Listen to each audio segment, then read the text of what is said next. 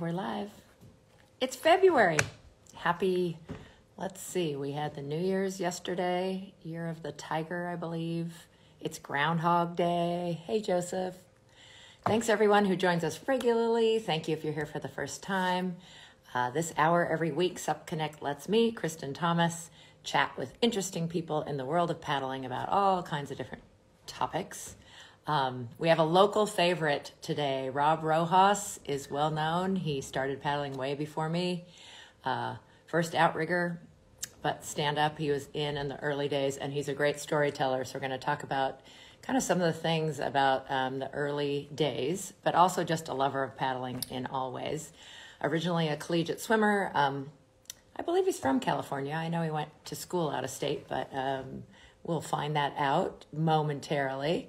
Thanks again to everyone. Remember this, although it's live, which is great, and we're thrilled you're here. You can also catch this immediately on IGTV on Supconnect, and then we'll have it within a day or two on both Supconnect's YouTube and my YouTube, KT Outside. So send your friends who didn't get a chance if there's something of interest, which hopefully there always is. Fun to see all of you. Love you to check in, ask questions if you'd like for Rob, who started paddling again in the early 2000s, so way back. And there he is. So it's so funny. Oh, he was, Susie. I forgot. Did I know that? He was a video Natador. Susie just said you were a Natador. I don't know if I knew that or not. I am a Natador at heart.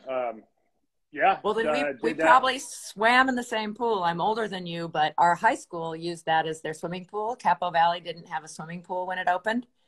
So we swam with the Natadors. And I know Susie was a diver, so we've talked about that. So sorry, folks, if you don't know what we're talking about. But huge local swimming powerhouse for many decades, the Mission Viejo Natadors. And I knew you were a great collegiate swimmer, but I guess I had never asked where you started. Yeah, Mission Viejo. Yeah, started off at South Coast Aquatics, and then went to Mission Viejo Natadors, and counted the black line. I was a distance swimmer, so distance swimmers are, I guess, swimmers that don't sprint very well, and that obviously that transferred into my paddling, Hey, your nephew Riley says, "Hey, that's my uncle. He's on." Cheers. But I'm thrilled to have you on. I mean, you always have so many good stories and such a good memory and there's so many people. This really was a hub early on for stand-up paddling. Hey. And you're also funny, so I'm sure we're going to get a lot of that. Gonna be propping some things up here. There we go. All right. Need that water bottle is good for something. There we go. All right. So where did the water thing start? You were a swimmer from what age? Do you have a water family, or how'd you get started in swimming first, it sounds like? Well, believe it or not, I vividly remember almost drowning when I was a toddler. Wow. So my family, we lived in Spain, and oh, cool. And I remember I was wearing an inner tube, and I had a pair of swim fins on my feet, and I was probably, I would say, maybe 4 years old. And I vividly remember flipping over, not being able to breathe, and the lady who was watching me, she was on it. I mean, she was like, it felt like an eternity, but I remember seeing her black and white checkered pants as she was, jumping into the pool. Mrs. Storin, that was her name. And wow. Total vivid memory. But ever since then, I'd always just gotten into swimming. My sister, I owe a lot of it to my sister, Mary Ellen. She's the one that got me into the pool. My elementary school was right above her high school, and she just said, "Hey, come on down. I'll go through all the 4 strokes with you and all that stuff." And then it just took off from there. So. Thanks to your sister. That's cool. Yeah, hey. Absolutely. No, totally. And then of course, my parents, my mom and, my dad, my mom, doing the whole Mission Viejo and Natador thing. I remember waking up every morning, my mom would wake me up at 3:50 to get there at 4:50. She'd have a, piping hot bowl of oatmeal, and my dad would drive a 1977 puke green Volkswagen bus. We'd drive from San Clemente to Mission Viejo, and then he would sleep in the car in a cot while I'd work out morning and night. So once I got my driver's license, they were stoked. But yeah, it was a long time of doing that. So oh my gosh, a ton of sacrifice. similar. I remember my dad sat in a donut shop in Mission Viejo. Same. I was on a small team, the Saddleback Valley Aquatics, but Royal Donut, was it Royal Donuts and Burgers? I don't remember. I'll have to Oh, ask him. oh man, ask your dad about the Royal Special. But Yeah. I know as swimmers we could eat a lot. I did have lots of donuts, and I think I ate like whole pizzas in ridiculous amounts. Oh yeah. Oh yeah. 2 a days and all of that. So strong swimming background.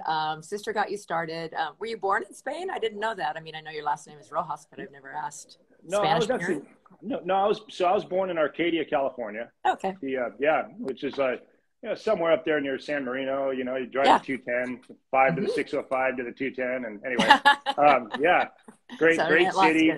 Yeah, yeah, great city. Loved it. From what I remember of it and all that stuff. Yeah, Arcadia. Then my dad worked in the oil industry, and he's an uber brainiac. Engineering background and all that stuff. But anyway, so my family traveled. They went to all the cool places before I was born, Nicaragua and El Salvador and all that stuff. And then Surfing spots, yeah. Yeah, I mean, well, then by the time I was born, we went to Spain, which was pretty cool. Yeah, Spain's really cool. Absolutely. Except for the drowning incident. I'm sorry about that. But how wild that you remember Mrs. Whatever, her name and her checkered pants. Absolutely. Full-on checkered pants. And I think they might have even been bell-bottoms, but I wish I could ask her. But yeah, absolutely. Well, such an interesting story because water, we've talked about safety a lot with a lot of different people. And they say the sound of drowning in children is silence. Yeah. Like people don't think about that. They think about people panicking and splashing. And that's as adults when we know, but not understanding, oh, you've got Brandy on here and Dan. Hey. All these people to see the famous Rob Rojas. I see Brandy. I see Corbo on there too. Corbo and I go way back. Yeah. Hey, awesome. Corbo. Well, you got a bunch of swimmers here because Brandy was a swimmer. Dan was a swimmer at Cal Poly where I went to college. Awesome. So swimming, Brandy was there a break then in the water sports? I know you started outrigger paddling in the 90s, right? But anything before that? So back in the, let's see here. So pretty much the summer of 94, 95, 94, I think, was when I started paddling. I got really into it. And it all started in Giles County, Virginia. I spent the summer in southwestern Virginia at a biological station, Mountain Lake Biological Station. That was the University of Virginia grad. So since I was doing so poorly, I had to take summer school. Actually, as a matter of fact, I failed a class. So that's why I had to take summer school to make up those credits. But, through failure, we learn, we overcome and all that good stuff. So yeah. Anyway, but we did I think it was called the Giles County Triathlon.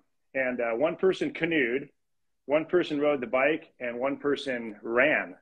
And it was a triathlon relay. So anyway, I was chosen to do the canoe. And I had a blast. So that's where it all started. So summer of 94. Oh, so that's even before outrigger. Yeah. That's what got me into outrigger. And then as a matter of fact, my buddy Steve Ayers, I don't know if he's on here or not, but longtime lifeguard, good longtime friend of mine. He got me he had me jump on his OC2.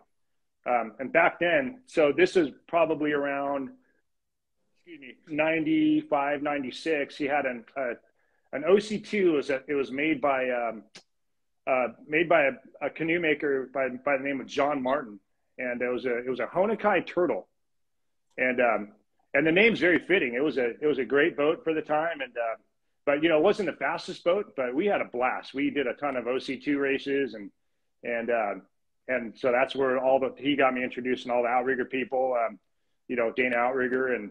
Mm-hmm. And then it just took off from there. So yeah. So you did do some 6-man seasons with Dana? I did. Yeah. Went to paddle the Queen Lily Wakani race in Kona. I hope I pronounced that right. Did the Kona race. Did some multiple Catalina Channel crossings. Did the 9-man sprint season and also the Ironman seasons but the race that pretty much sticks out the most to me was the Texas Water Safari in 97. And that that race pretty much, I still have flashbacks of that race in my head. I only did it once, but a lot of people I know, there are people that I know that have done it 20 years in a row Yeah. consecutively. Was it crazy hard or just so different than what you were used to? Or what was it you remember about it? What I remember most about the Texas water safari was, so every time we stopped, we get water, there would be water changes and all that stuff. And the race, I believe, was 265 miles in length. Ooh. So it's basically a 2-day race. And I remember telling myself, okay, at the next water change, I'm getting out of this boat. I'm quitting. I'm over this. Yeah. It was hot. I remember at one point at night, there were mayflies all over I mean, like literally the air was just just endless mayflies. And I don't know if you know what a mayfly is, but they were these little white flies. They had the little two tails coming off the back. Fishermen love using them for bait. Oh, cool. But Hmm.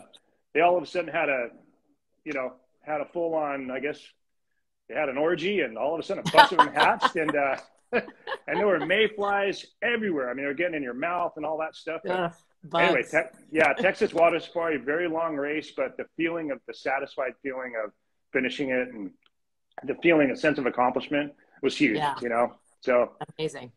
Well, our focus in these chats is about stand-up paddleboarding. So when did you find it and kind of what got you hooked? Who you were way before most of us. You were before 2010 when I started by quite a few years. So who'd you see do it and so why try it?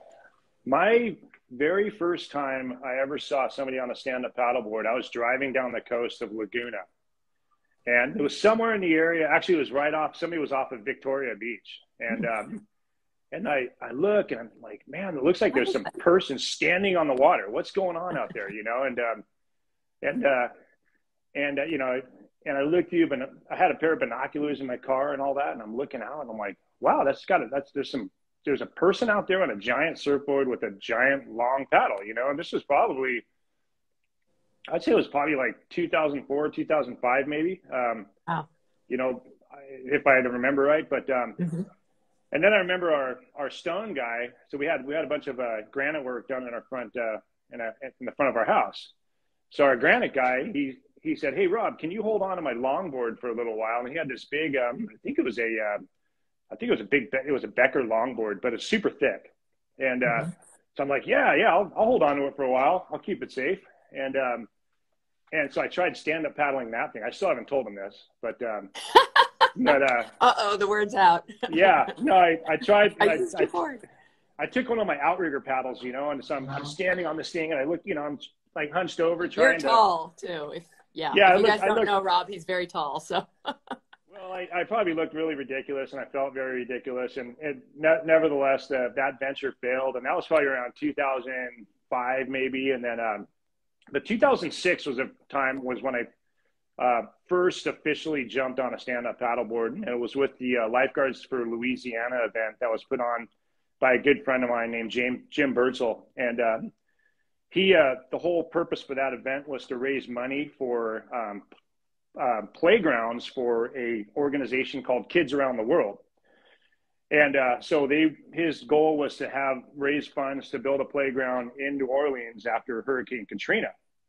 So so Jim invited me to go along with I believe it was me, Chuck Patterson, Mitch Kahn, Rob Pelkey, oh wow. Scott Dietrich, all a bunch of lifeguards and all that, Hmm. just bunch of watermen. And so we rode dories for a little while, and for a portion of it, and we paddled surf skis for a portion of it, and we even jumped on an OC6, a 6-man outrigger, for a portion of it, and then the very end of it was a stand-up paddleboard portion of it. And I think Chuck and Mitch and Rob, they were all sponsored by Hobie at the time. They got the boards from Hobie, and excuse me. And I remember jumping on that thing the very last 2 or 3 miles, and we finished in La Jolla Cove.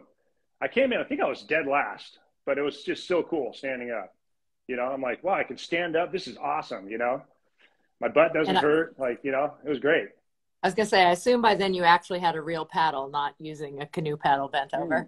Yeah, I think it was. I think Chuck had he got a bunch of Kealoha paddles for us Cool. back then at the time. Yeah, So actual stand-up paddle boards and paddles. legit. Yeah, Very legitimate cool. stand-up boards and paddles. Absolutely. And what a solid crew. Oh my gosh, that's Oh, great. yeah, absolutely. And as a matter of fact, I believe Blaine Morgan. I believe I took Blaine Morgan's place, and he's one of those incredibly accomplished watermen. And he, for some reason, he couldn't do it. So Jim asked me, "Hey, Rob, can you jump in there and fill Blaine's spot?" And I was like, "Absolutely, I'm honored, man." So it was awesome. So really cool. You started with a big philanthropic event, and we've talked about how people really do have big hearts in the whole paddling community, and there's a lot of that type Yeah. of thing. Um, but then you got into racing. Were all those guys racing too? I mean, I know they You did at know, some point. What was your first race? so my very first race was the Dana Point Ocean Challenge. So I know Rob. I mean, No. if Rob Pelkey and Mitch, they raced. They've done their fair share of stand up paddleboard races. I mean, but those two guys, Rob and Mitch, and I mean, incredible lifeguard athletes. Ocean lifeguard athletes, and Jim Burtzel as well. I mean, Jim Burtzel and Mitch, they rode dories together, and Jim, I believe, did some races. So Mitch did some races, and Scott Dietrich, another very accomplished lifeguard athlete.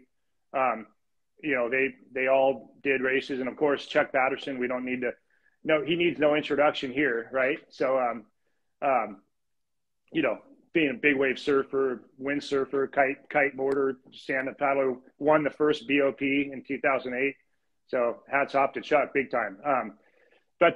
So what I think but yeah, as a matter of fact, all those guys pretty much race at some point. But my first race was the Dana Point Ocean Challenge Cool, which in is coming up 2008. in March. It looks like we're Yeah, going to, coming out of this pandemic, we're going strong. And yeah, huge shout out. I absolutely. know Dan Van Dyke, who just put on Hano Hano, is here. And our outrigger community, if you're not from Southern California, puts on a winter series when they're Hmm. not doing their 6-man, 9-man, whatever you call the whole summer main series that invites all watercraft. So we have been really lucky from the beginning. In fact, in a lot of cases, I've talked to some people who there wasn't a category yet officially, but they were like, sure, bring whatever that thing is. Yeah, So I yeah. think by 2006, 7, whenever you started, was it a category by then? Oh, you asking Dan or me? Oh, I'm No, sorry. you. Yeah, yeah, absolutely. And as a matter of fact, I've got another funny story. I mean, not a funny story. This is a pretty cool story, as a matter of fact. But I remember, going to Dana and seeing this guy had long brown hair, tats like all over his arms and stuff, freaking ripped. He used to skateboard up and down PCH, and so one day I see this guy. I'm on the jetty in Dana Point. I see this guy. He's doing sprints back and forth between his sailboat and the jetty, and he's on a jet black Bark. It was a Bark Expedition style board, and I think it was actually their Bark Coastal Gun. It was like, I think it was a 14-footer, just a total bitchin' looking board. And but that person's name is EJ Johnson. Ah, And another so EJ, OG. yeah, I mean, just watching him paddle, and I'm just thinking, man, I got to get into this, but especially if I can look like that guy. But but so yeah, hats off to EJ also. So and Yeah. and everybody, like when I got into it, like Chuck and EJ, and like I mean all the lifeguards, so, Rob, Mitch, Bertzel, they were all, Dietrich, they were all super welcoming. I mean, they were like giving me tips and just like just very very cool. The whole community was Chris Yeah. Kerner. There's another Mhm. another OG who's just like always was willing to offer help and advice. Kyle Mochizuki, Eric Tremaine. There's a name. I don't know if a whole lot of people have heard the name Eric No. Tremaine, but he was into it way back in the beginning, and he was more doing a lot of surfing. And I'm going to forget people's names here, and I apologize in advance. But No, you're doing a great job with a whole bunch. I'm going to take a yeah, quick detour just because I love this. Mom to my angels. I don't know if know who that is, but she was saying how awesome this is. Can you race if you're a beginner? And is it this March? Yes, please come join us. There's a whole winter series. In fact, if you want to start earlier, the next one is in 2 weeks at the Newport Aquatic Center called the Hal Rossoff, yeah, part again of this series. So that's a inland one, inside the bay for stand up. That would be a great place to start. What Rob just said about community is 100%, 110%. Paddlers are great people. I had the same experience. Yeah, so cool.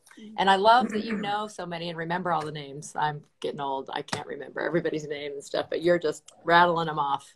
Oh, I believe me, I have my challenges though at times. So Yes, we all do. So I don't know what your first name is, Mom to my angels. I'll have to look it up later. That's the funny thing with Instagram names. But yes, come join us. The race community is great. Okay, so first race was Dana Ocean Challenge. yes, We mentioned I had to dig up a Battle of the Paddle because our iconic local race you've been a part of for a long time. It changed to Pacific Paddle Games. We are all very sad that we don't have our Doheny Wave race that was usually kind of towards the end of the season in the yeah. fall. But some stories about that. What was your first Battle of the Paddle? So my very first Battle of the Paddle was the 2008 one, and You were in the first. yeah, Awesome. very first one. And I remember seeing Sparky meeting Sparky. I mean, I always knew who Sparky was, just growing up in San Clemente and all that.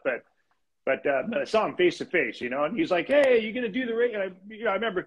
So backups, like prior to the 2008 Battle of the Paddle, like when word was out, like, "Oh wow, this is gonna be a $10,000 prize," you know, and I mean, people were pumping out boards left and right. I think, you know, like Ron House was pumping out a gazillion boards. And I mean, everybody was like, we got to get this $10,000 prize. Right. And so, you know, and it was funny because like, and it was kind of cool at the same time. It made everybody rise to a different level because everybody's training and everybody's trying to see like, oh, hey, what's that person doing? That person's doing ins and outs in the surf, or that person's, you know, training at 4 o'clock in the morning. They're doing their Uber secret training, secret squirrel training, That's basically. You.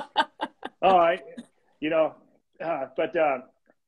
so anyway, I remember, you know, meeting Sparky for the first time. He's like, "Hey, you going to do the race?" You know, absolutely. You know, like, nice to meet you. You know, nice to meet you, Sparky. And I remember showing up to the, so, you know, the very first one, I don't think there was any pre-registration. I think you just had to show up there on the spot, bring your $200 cash. And I remember standing in line right next to Aaron Napoleon and his whole family. You know, and you know, there's another amazing waterman, and you know, Aaron. I think Riggs was about 2 feet tall. You know, and you know, I met his wife. And sorry, Riggs, if you're watching this, but you know, he started young.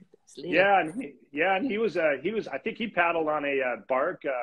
It was a little 12-foot bark prone board, a little yellow bark prone board, and that's what he did in that race. And that race, the conditions were hellacious. I mean, I think it was just gnarly north winds and just shore pound, you know, shore break. But yeah, and that was it. You know, Jimmy Terrell, you know, Jim Terrell. I mean, my friends Brandon Dennis, I know Pelkey did it. I think Mitch did it. Mitch Kahn, and I mean, the list goes on and on and on. But that race, the very first one, was basically just a giant rectangle. And I just remember seeing Chuck and Hebert Lucia. They were just battling it out 1-2, 1-2, 1-2 the whole way, and then you know, Chuck ended up edging them out. But you know, and they're obviously, like, their display of sportsmanship was pretty awesome. I remember seeing Chuck running back down to the water, and then he and T-Bear, you know, I think they held hands and they like ran through the chicane again together. But just a cool event, tons of aloha. Yeah. I mean, that spirit, just everybody was stoked. I remember finishing that thing just going, holy crap, man, that was a freaking tough race, you know. I didn't know how to surf a stand-up yet either. So I dug up some old photos of me. It was, I think, wind and sea photo. And I remember my strategy was going in through the surf was, I'm just going to try and sit down on my butt because I don't know how to surf this board. This thing's a giant, massive board, you know? And so anyway, enough of that. Yeah, it was a great event. That's what started it all, you know? Yeah. And I do have to throw in, because we usually have listeners from all over the world, that Sparky is Sparky Longley of Rainbow Sandals, who was the original sponsor, or the sponsor the whole time it was called Battle of the Paddle, the main sponsor. Yeah. And Mom to my angels is Abril. So thank you. And we look forward to seeing you in a race. Yeah. On a paddleboard. Pretty wild, early stuff. So one of the ones I remember, one of the pictures you shared, you did an amazing job at what I think was the biggest waves we ever had. And in my opinion, most challenging is when we had the 1 year at Salt Creek. The last year it was called Battle of the Paddle.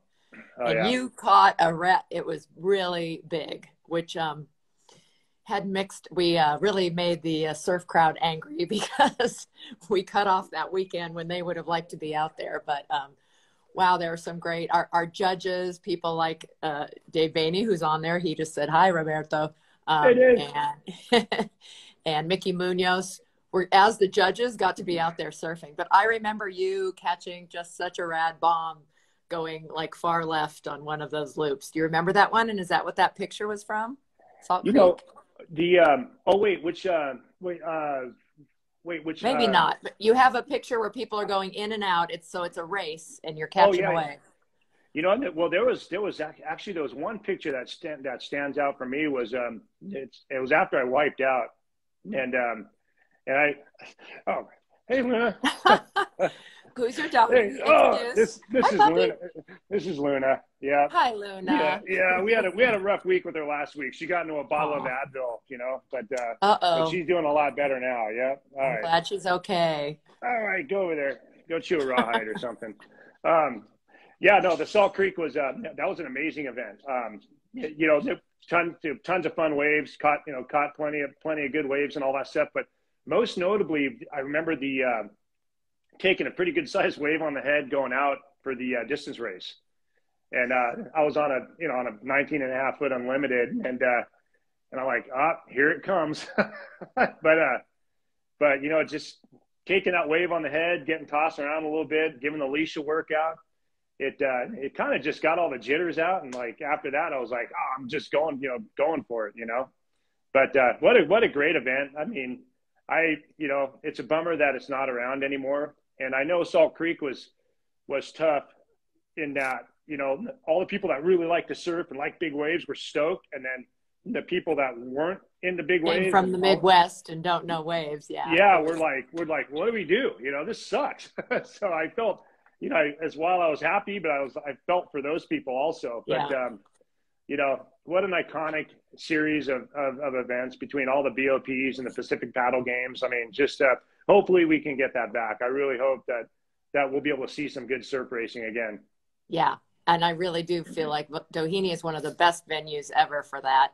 It really is set up for learning Yeah. to surf race because it is a softer wave. And and somehow it seemed to almost every year, not every year, but almost every year, the waves showed up because that's not Yeah. known as a place that necessarily has waves all the time. You know, it's Yeah, definitely a learner.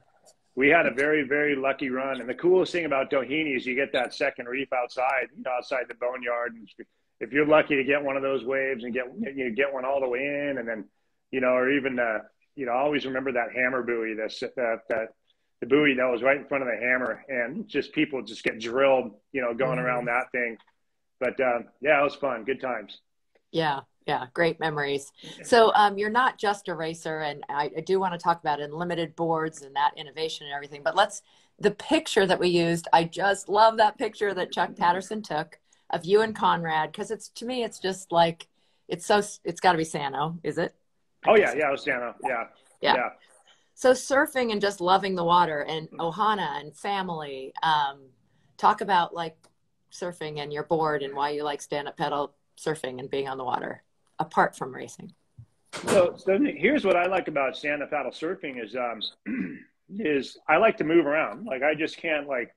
That was one of the things about surfing is like you're kind of sitting, you're waiting, like you want to get in your spot and you're kind of jockeying for position and all that stuff. And whereas on a stand-up board, like you can move around, you can see waves come here.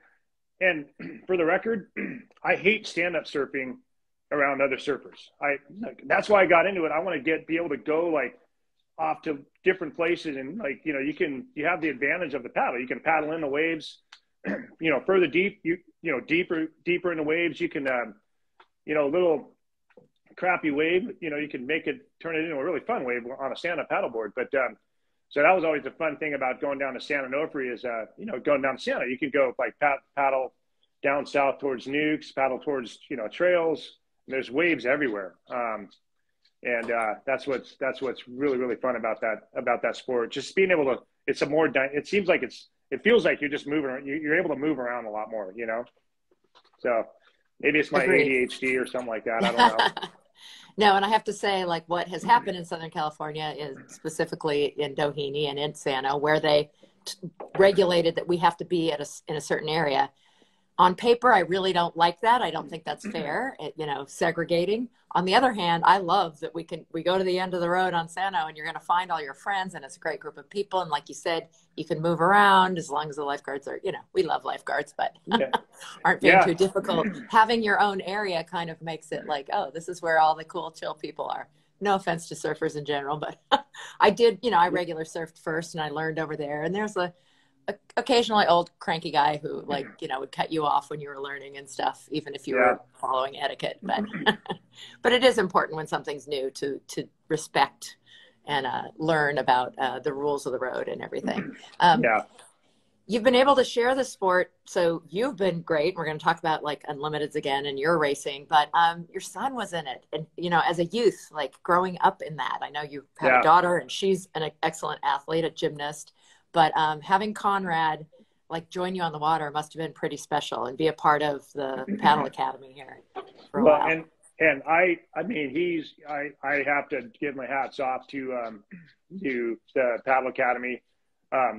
Without that program, like I don't know if Conrad would be, you know, where he is today, like in terms of just his comfort level in the water. I mean, and that, you know, so the paddle academy started off as the Riviera Junior Set program. So like Riviera, Mike Eisert and Riviera Paddle Surf, they teamed up together. They started the Riviera Junior Set program, and then Mike, and then, you know, Jamie, you know, Mike and Jamie Donnelly, Mike Eisert and Jamie Donnelly, they got the paddle academy. You know, they were working on that together, and then now it's, you know, now obviously it's primarily you know, it's Mike Eisert that's taken that program. He's produced I mean, a myriad of excellent, you know, a very accomplished stand-up paddle athletes. And I remember back in the old days when Conrad was heavily involved in that program. Now he's a professional ocean lifeguard. He's playing water polo, swimming for the high school. So, I mean, he's a pretty busy kid. And every now and then he and I will go for a paddle together. And he won't have paddled for 6 months. And I paddle every day pretty much. And he'll kick my ass, you know, excuse my language, but that's kick my butt, I mean. But it's okay. No, you know, just no editing here. Sorry, yeah. But I better be careful though saying that to you, huh? No, but my point is I mean, Mike really, you know, both my, you know, and I owe it to both of them, Mike and Jamie. I mean, they were both just excellent, you know, gave the kids such great guidance. I mean, and they had those kids going out in, I mean, conditions that were like, I'm like, as a parent, just thinking, there's no way they're going to practice today. I mean, there'd be a gnarly south wind, a south swell, just waves crashing up against the jetty over at the boneyard. If you know Doho at all, Doheny, when there's a south wind, that place sucks. I mean, it's not protected anymore. So, and I mean, right after a storm, I mean, the conditions were just hellacious. And, you know, he had those kids training in everything, every kind of condition, big waves, little waves, you know, wind conditions, really challenge them and put them to the test. So, I mean, now we're at the point now where I feel like, hey, like my son, he's got to look out for me now. You know, I'm not worried about him in the water anymore, you know? So yeah. Excellent program. And, you know, Conrad, he had some, many a good years of racing. And Josh, one race that really sticks out with him was the Pacific Paddle Games. And it was just a heartbreaker of a race. It wasn't the junior pro, but it was a junior, you know, the junior race. And there was a ton of good paddlers in it. And he was leading, you know, he was leading the pack. Last buoy turn, all of a sudden he stops, like he stopped right by the buoy. And I'm like, what's going on? So I borrowed some of these binoculars. Turned out his leash, like the buoy, like his leash and board, they got caught in between the, if I'm saying this right, there were the line that holds the buoy, you know, caught up with his leash and board. So that set him back a bit. You know, and that's just racing. That's just learning. That's life. You know, you're not always going to have things aren't always fair. Things happens, crap happens, you know, and it was a great learning experience for both him and I, but it was also a heartbreaker at the same time, you know? Yeah. Yeah. Oh, good for Conrad. Yeah. And great to hear all the stuff that he's involved with and that he has become such a waterman from this base. Plus stand-up paddling, even if you're not racing, it's such a lifelong, it's something you can do your whole life. You know, there's certain sports that you won't do again after you finish doing them. but definitely this is not one of them. He can Yeah. pick up a paddle and a board anytime in life and enjoy it with future family, enjoy it Yeah. competitively for fitness, again, blah, blah, long No, list. absolutely. Absolutely. I'll never quit, you know? Yeah. Found your joy. And I think you said that like now you don't race much. Although you should have been at the last one. Brad Rambo showed up and did I really know. well Oh, on that's Riviera. awesome. We're like, oh, it still exists.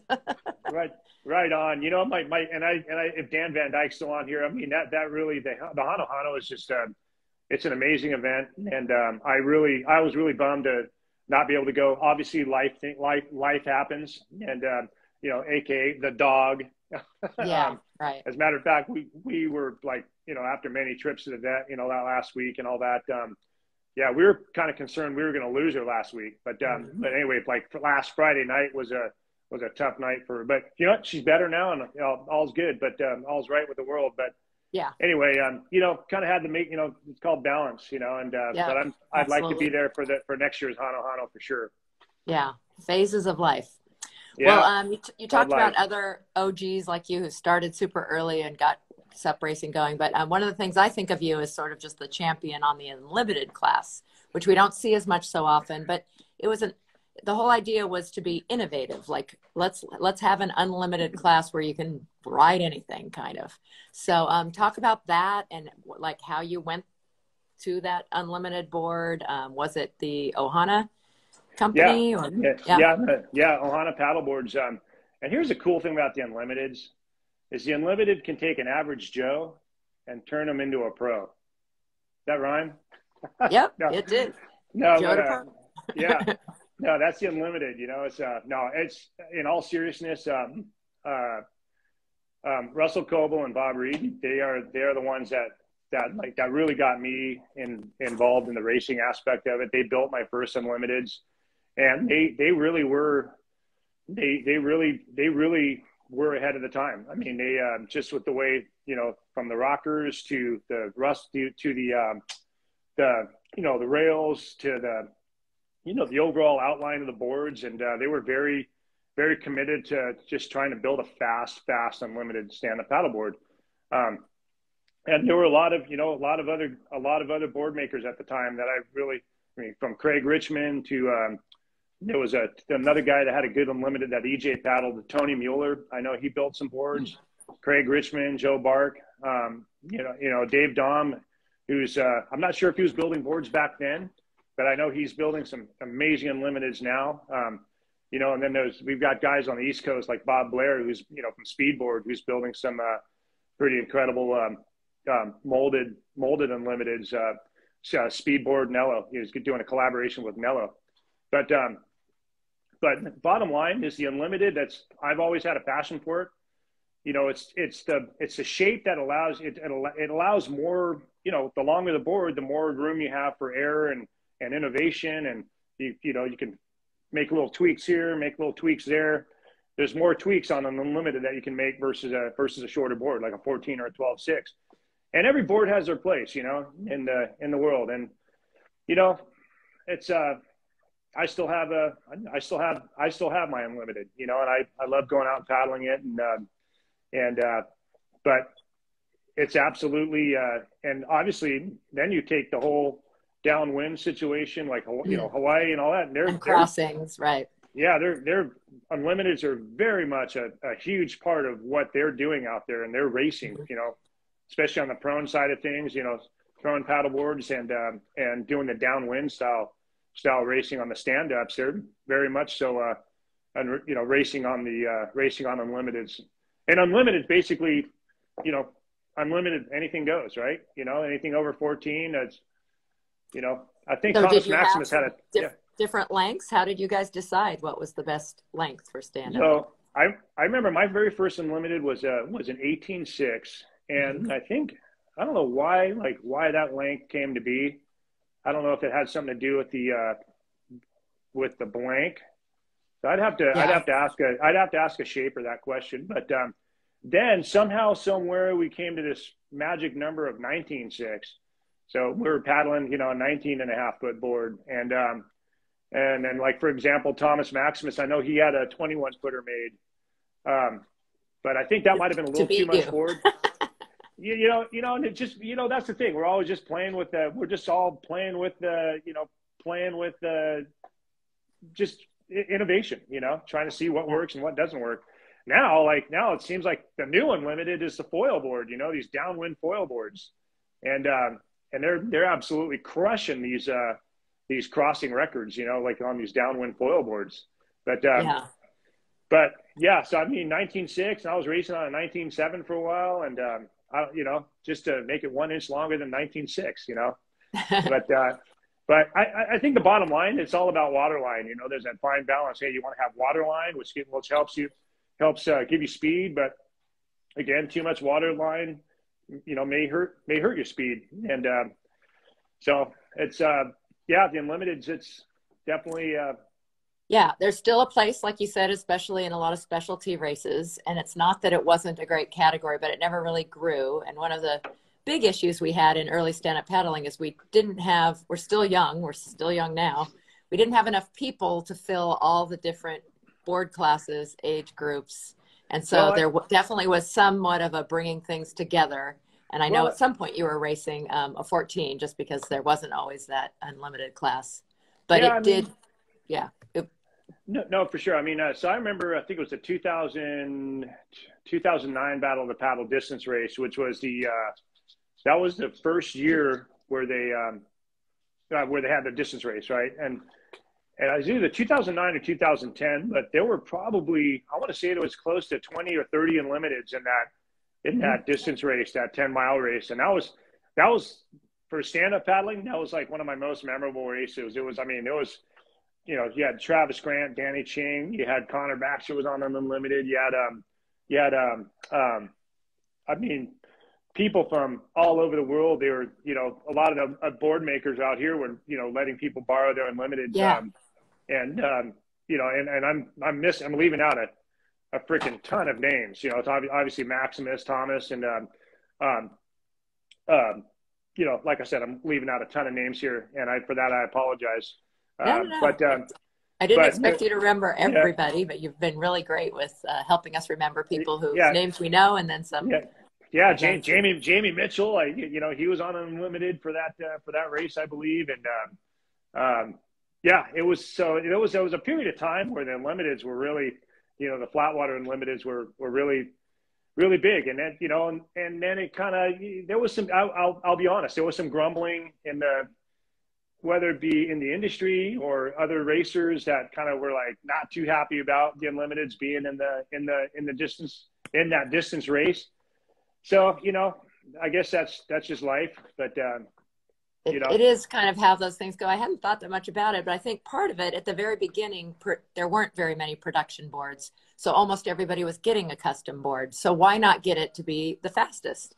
And all that innovation early on helped us all down the line as companies move to, many still make custom, of course, but there's a lot that don't, that only have production boards. So I'm sure part of it was industry. And like you said, the blank and the size. Part of it was travel, thinking, there's a lot of females in the sport. Can I carry it? Will it be heavy enough? Does it fit on my car? Transportation and those kinds of things. A little bit more challenging, although, you come from outrigger background. So people have their OC1s and surf skis that are really long. For sure. Yeah. But thank you for being part of that and I know you worked with a lot of, giving your feedback after a race about what worked and what didn't. And all of that really moved our whole sport along, all of that early stuff in this area and some of the areas that were really hotbeds for early stand-up paddling. Sure. So sure. Oh, no, go ahead. Yeah. I just wanted to, again, go back to the picture because did I say Chuck Patterson took it? I'm sorry. We forgot to put that in, which he's a great photographer. Yes. Yeah, but absolutely. Again, to me, that's just such the spirit of paddling. The picture we used of you and your son and you're tapping paddles like you're high-fiving as he surfs by and you go out over the wave. That just to me is so representative of the wonderful community that we have. It's funny that you worked with Ohana, but we use a lot of the Hawaiian terminology and a lot of that kind of aloha and love stuff that comes out of the whole outrigger. But I think that's felt in a lot of places. So paddling, one of the things I think of you, and I have to mention, is headlamp. You are, you paddled, maybe still, I don't know, but used to paddle all the time in the dark before sunrise. Talk Yeah. about that and your job, because you have a really interesting job with, I know, kind of a different schedule. You know, it was yeah, back then it was, you know, I was doing a lot more headland paddling back, you know, back then, and now you know, now I enjoy my sleep a little bit more. But but but you know, every now and then I get a wild hair and I'm like, hey, I'll do a 3 o'clock in the morning paddle, you know. And but you know, there's something about paddling at night. You know, it's just that soft glow. You know, you've got that. There's like basically an orb of light, you know, created by the headlamp. It's sort of like your body's on hyper focus. You know, all your senses, because you can't see as well. Your sense of hearing, your sense of smell, your sense of just what's going on around you. It's sort of everything just becomes amplified at night, you know. And it's there's something about it. It's like putting blinders on a donkey when the donkey's or a mule, you know, and they're pulling a wagon. There's just something about night paddling that it's just a beautiful time to be out on the water, you know. And usually when I'm paddled at night, it was usually inside the harbor, you know. Every now and then I venture outside and you know, if it was pretty calm, but yeah, I mean the nighttime, it's a very, very beautiful time to paddle. I mean, definitely have a good, if you do paddle at night, you know, make sure you have a light on you, and, you know, make sure you have all your necessary safety equipment, and just know what's around you, you know, be aware. Yeah. So, and do know, because I know sometimes we talk about safety and paddle with a buddy. Rob has yeah, quite a background. We've talked about a lot of it, but your job is on the water. So talk about what you do, because I didn't even know that was a thing. yeah. I mean, you know, currently I work in, you know, wildlife law enforcement. And, so we do, you know, we work offshore, and we check, we conduct, you know, commercial and sport fishing enforcement and so on and so forth. And that's, and that, you know, kind of goes back to my draw to the water, you know, like ever since a little kid, you know, watching shows like Flipper and Gentle Ben, you know.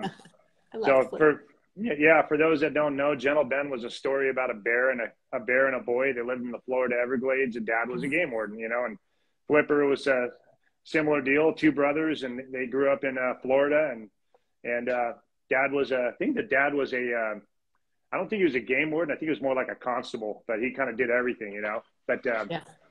so it was just, you know, just that outdoor lifestyle was always something that was a draw to me, you know, just having a biology background, always loving catching snakes as a kid, and, you know, catching frogs, and just like being out in the ocean and being out in the water and getting dirty. And, you know, for me, it's just hard enough to sit behind a desk to do my taxes or pay a bill, you know. So are you out on a boat a good percentage of the time, I would assume? Yeah, yeah, for the most part, I'm you know, I work on a boat, and we got a patrol boat off of you know, out of Dana Point Harbor that we work on, the patrol boat Thresher, and we go to the offshore islands, and Catalina Island, San Clemente Island, Santa Cruz, or not Santa Cruz, but San Nicolas, and you know, every now and then we'll venture out to Cortez Bank, and we'll see what we run into, you know. And but it's just, you know, being able to look at, you know, being able to look outside and see the ocean, and see what's, I was like, hey, that's my office, you know. So Yeah. Awesome. yeah, I really like it. I'm agreeing with John Clark, who's on here as Tandem Surf. Rob is the Hi, coolest John. waterman. You're handsome and charming. From John. Hey, John. And then Tandem quite a Surf. few other people have agreed with you about those TV shows, loving Flipper. Yeah, I love, yeah, Sup Nixie. I love Flipper. Yeah, Northern Visions. Yep, I love that show as a kid. Right on. And yeah, no, it's just a great show. You know, I wish they were still on. I don't know if we could find them, or if there's maybe they're on Netflix or something like that. I've never looked. I'm you know? sure they are. There's so many channels these days. I think there's the ones that play the old stuff, the good old stuff. It should be. If not, let's get it back online. Yeah. So water person your whole life. We always talk about the blue mind. There's now like scientific evidence that we are addicted to water, and it's a good addiction, and what it does, like you talked about. You're focused when you went out at night by yourself, but that's also a meditative state or a flow state. Hmm. and how good it is for our health. Oh, Yeah. Neil Norton is mentioning Sea Hunt. Do you remember Sea that Hunt. one? Oh, you know what? Yeah, I, Neil. ne- I never saw Sea. I've heard of Sea Hunt, but I never watched an episode. I need to. That's on my to do list. Thanks, Neil. Okay, we're going to see if that one's out too. We need a whole bunch. The liquid fix. So true, All Northern right. Vision. That's kind of, yeah, what it is, our liquid fix. Well, great stories. And I know you have a ton more. We're getting towards the top of the hour. Maybe some more with favorite races and people. Did you try, or maybe just about like, is there still, you've done a lot with water. Are there places you'd love to go still and surf or race or paddle in the world, or any type? Have you tried some of these new things? You talked about foiling, winging. There's a lot of offshoots and directions people are going. No, absolutely. I mean, there's tons of room for innovation out there. I mean, I've done a little bit of foiling. My son Conrad, he's much better foiler than I am. But I'm at the point where I'm just like, hey, I'm cool with just paddling right now. For me, it's just getting out on the water every day and getting my paddle in. Um, but as far as places that I've been, I have to say I'm eternally grateful to the sport and the opportunities that it's given me. And I'm eternally grateful to all the people and companies that have put their support into me and faith into me in the past. The past and the present. Being able to go to places like Peru for the ISA games in 2012, that was being able to go to paddle around Manhattan Island. That was for the sea paddle, Oh which yeah. was I mean, talk about such a cool event and just an opportunity to go see New York City. To going out to Utah, to racing out there. And a couple of people that I'd like to mention. There's some fixtures that are in the sport that we've got Mama C out in Dana Point Harbor. She's always been such a huge supporter of the sport and everybody, and then Betsy and Bob Reisner, rest in peace, Bob. But they were just Betsy is an amazing person, and Betsy and Bob, they took paddlers. They had people stay at their home in Utah when we went out for the HCO Overdrive races, and just, I mean, they were people that they drove all over the country to go do races. I mean, from places like the Carolina Cup to the Key West Classic I got to Everywhere. race around Key West. That was I've never been to Key West. I never thought I'd Yeah, ever go to Key West. And then all of a sudden I'm flying down there to go do a race, race around Key West, I and know. I hadn't even been to Florida before paddling, and I know I've yeah, seen, yeah. yeah, absolutely. I mean, so it's just, I mean, the sport has been the sport and the industry and everybody's been, I'm just, like I said, I'm eternally grateful, so Yeah. it's been Well, a, we are grateful for you and your stories and all that you shared, and you have brought so much to our sport. Appreciate you joining me today. We still need to work on, at some point there's going to be, I know we're only like 15 years old or something, but the history of stand-up paddleboarding, and we need people like you who will be able to help us document all those early days, and we're a part of it. So thank you, Rob, and I look forward to seeing you on the water, and we will stay in touch. And everybody, Rob Rojas, if you want to follow him and his escapades, it's fun because he's on the water, not only getting out paddling, but with his job, you often have some interesting stuff to share about some island that you're on or some boat that you're getting on. Um, really enjoy yeah. that, and a good sense of humor too. Thank you, Right? Kristen. Thank you for having me on. Thank you, Supconnect, and Kristen Thomas. Thank you very much. Really appreciate you guys having me on. Absolutely.